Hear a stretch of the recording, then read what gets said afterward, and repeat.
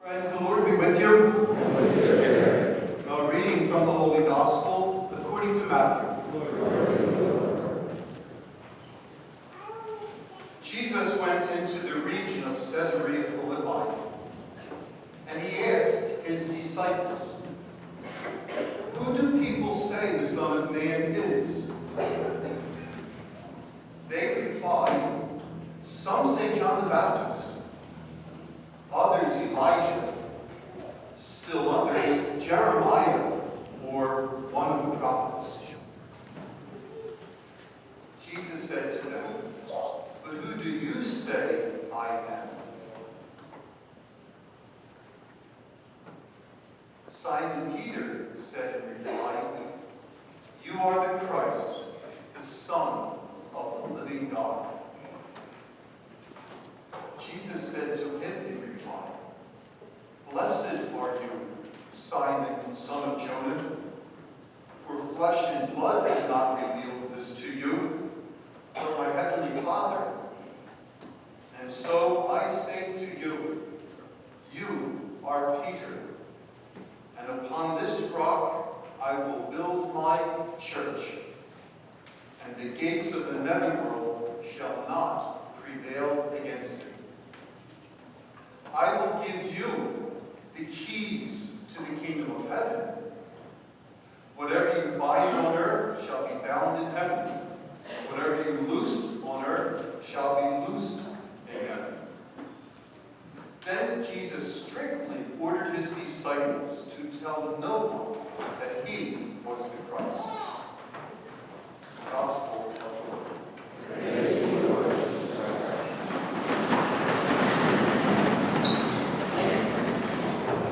Good morning, everyone. Good. Okay, let's just jump right into that gospel we heard. This episode in Matthew's gospel is extremely important. Okay, it's extremely important. Matthew has put it right in the middle of his gospel. So the first half of Matthew's gospel is leading up to that episode we just heard. And the second half of Matthew's gospel follows and flows from that passage. Now, the passage is important for lots of reasons. One of the reasons is because it has to do with the identity of Jesus, who Jesus is. So Jesus goes to this area, Caesarea Philippi, and when he's up there, he says to his 12 disciples, "After all this preaching, after all this teaching, and after all this hard work, who do people say I am?" And they give different answers. They say, "Well, some people think you're kind of like John the Baptist, come back from the dead. Other people think you're Elijah. Some people think you're Jeremiah, and you're going to suffer terribly. And some people just think you're an apostle, you're a prophet."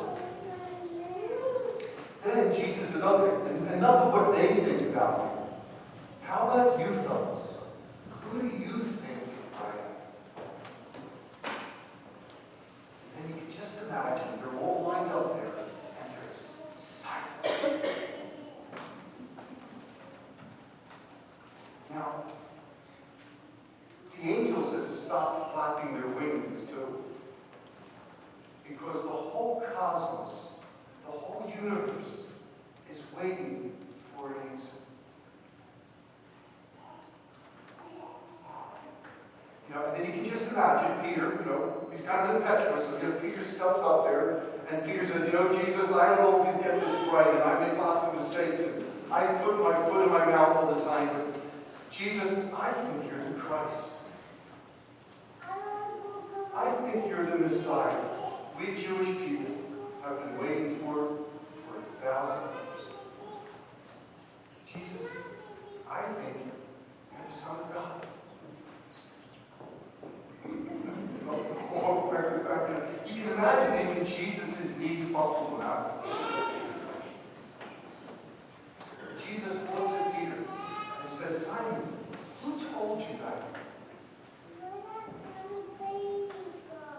He says, "Simon, flesh and blood didn't tell me that. You didn't get that on your own or from some Simon Peter. My heavenly Father revealed that to you, didn't he?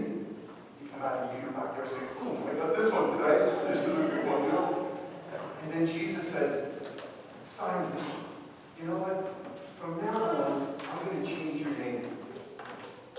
From now on, you're going to be called Peter. And Peter, you're going to be like a rock. Peter, I'm going to build a church.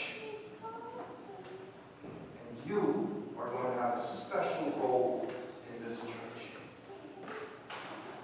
So this is what I want to talk about today. I just want to talk about the church. I just want you to remember one word, church. So what's the word? Church. Good. All together, what's the word? Church. Good. So this is the first time the word church is found in any of the Gospels. You know, the word church is never found in Mark's Gospel. The word church is never found in Luke's Gospel. The word church is never found in John's Gospel. The word church is found twice in Matthew's Gospel. And this is the first time it's found. So we need to figure out, what did Jesus mean by the word church? Good. Keep on your toes. Okay, I'll tell you what he didn't mean. I'll tell you what he didn't mean. When Jesus used the word church, he didn't mean a building like this. He didn't mean a building. When I said this at the earlier mass, the old guy afterwards said, Father Jim, when I used to teach CCD, I used to say the church is a people, not a steeple. Yes, sir. Okay, so listen. Jesus did not mean a building when he used the word church. Sometimes when people ask us, what are you doing on Sunday morning? We say, well, we're going to church. That's not what Jesus meant either. It's not what we do for an hour, like when we kind of pray and all that stuff. That's not really what Jesus meant either. When Jesus used the word church, he meant people. See, people matter to God. They matter to God more than anything else. And when Jesus uses the word church, he means people, but especially he means a people who are a community. He means a people who are a community, who love each other, care for each other, and support each other, and financially help each other, and correct each other when they need to be corrected. This is what Jesus means by church. And these people who followed Jesus, these people, were so committed to one another that they started to call each other brother and sister. And that the relationships they had with each other were more important than relationships they had with other people. And they would call each other brother and sister because that's what they were. They were a family. They were a family. So when Jesus uses the word church, he's talking about a people who are in a communion with one another. And when people, little babies or adults, want to join this community, there's rituals they have to go through in order to join us as a community. Okay, so the church is a people in a community. Next. The church are people who had a conversion. They've had a conversion. Jesus called his followers to follow him. He asked them to be a church. And they were people who had a conversion. That they believed what Jesus taught. And they followed him. And they were willing to change their lives. That's what a conversion is. A conversion is when you change your life. And the life you had before encountering Jesus is different than the life you have afterwards. It's better. So, the church is a people who have a conversion. They have a relationship with the divine. Christians are people who have a life-changing relationship with Jesus Christ. They just don't know about him. Christians know him.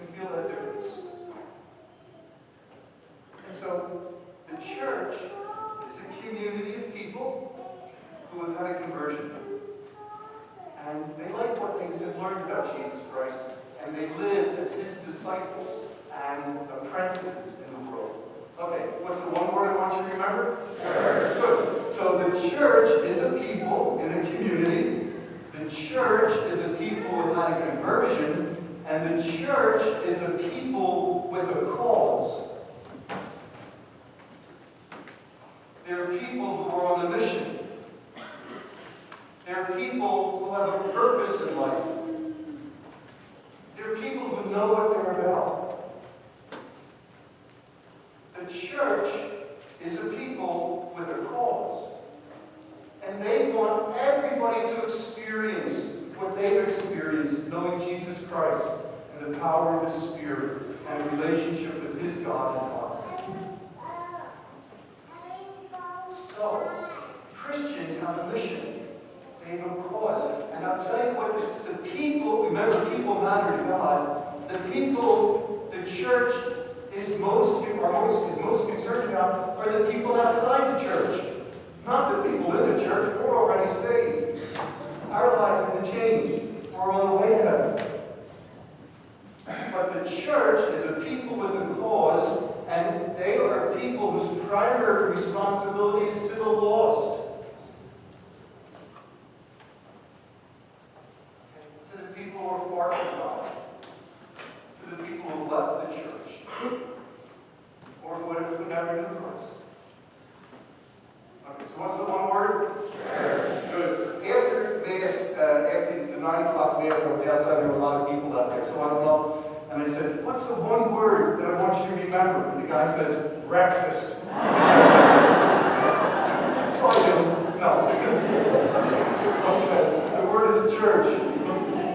Okay, just a few more things here. You know, it's easy today to pick on the church. And we heard this gospel 2 months ago on the Feast of St. Peter and Paul. And what I said then, I'm going to say today.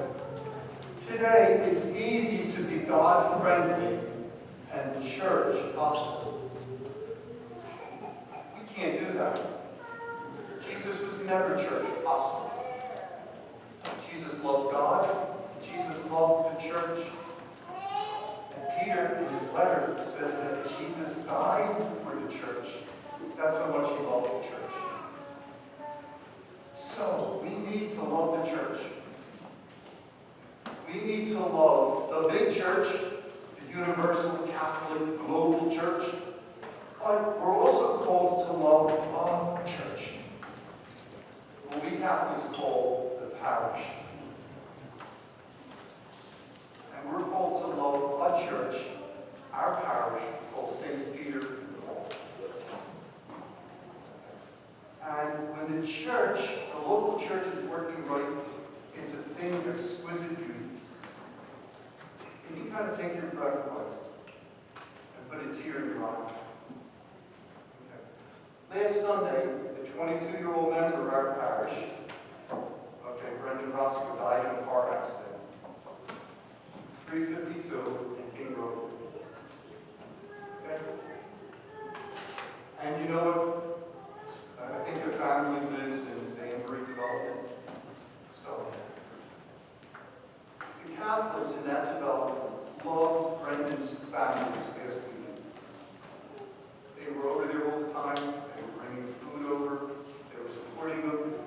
When I went down to Bellebec, his funeral home Thursday night, there were so many parishioners there from our parish. Yesterday afternoon, Friday afternoon, we had the Mass at 2 o'clock. And the church was packed with people. And a lot of them were parishioners, where a lot of them were just young people who were hurting. But you know what? The family, Rob and Susan and his sister Megan, really felt loved by our church. And that's a beautiful thing. So, thanks for being a great church and a great parish. And let's love the church, and also love a church. Okay, what's the one word I